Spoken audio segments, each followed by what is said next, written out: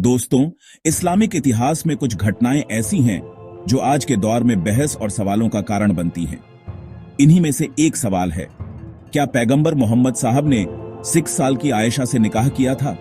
और अगर हां, तो ऐसा क्यों किया गया?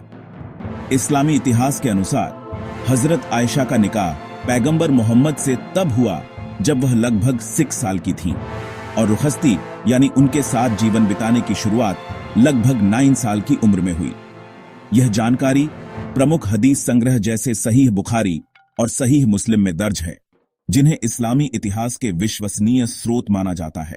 लेकिन इस घटना को समझने के लिए हमें 1400 साल पहले के सामाजिक ढांचे को समझना जरूरी है।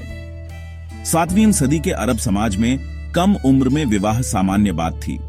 सिर्फ इस्लाम ही नहीं, उस समय के यहूदी, ईसाई और हिंदू समाजों में भी ऐसा होता था। उस समय जीवन प्रत्याशा कम थी और शारीरिक परिपक्वता जल्दी आ जाती थी। आज के आधुनिक कानून और जीवन शैली के आधार पर उस समय को जज करना ऐतिहासिक दृष्टिकोण से गलत है। इसके अलावा पैगंबर मोहम्मद का यह विवाह केवल व्यक्तिगत नहीं था, बल्कि एक सामाजिक और रणनीतिक दृष्टिकोण भी उसमें छिपा था। हजरत आयशा अबू बकर की बेटी थीं, जो पैगंबर के सबसे करीबी दोस्त और पहले खलीफा भी बने।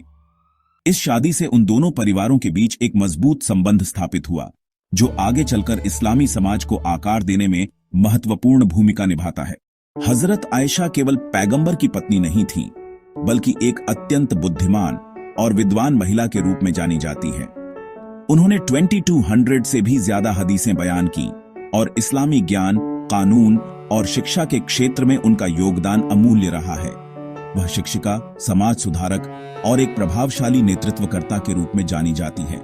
अंत में हमें यह समझना चाहिए कि इतिहास को समझने के लिए जरूरी है कि हम उस समय के सामाजिक और सांस्कृतिक संदर्भ को ध्यान में रखें। अगर हम आज के दृष्टिकोण से इतिहास को देखेंगे तो हम गलत निष्कर्ष निकाल सकते हैं। पैगंबर मोहम्मद की यह शादी उस दौर की सामाजिक संरचना, संस्कृति और रणनीतिक आवश्यकताओं को देखते हुए हुई थी और इसे उसी संदर्भ में देखा जाना चाहिए। अगर आपको इस वीडियो से कुछ नया जानने को मिला हो तो चैनल को जरूर सब्सक्राइब करें और इस वीडियो को शेयर करें, ताकि लोग भ्रम में नहीं बल्कि जानकारी के आधार पर अपनी राय बना सकें।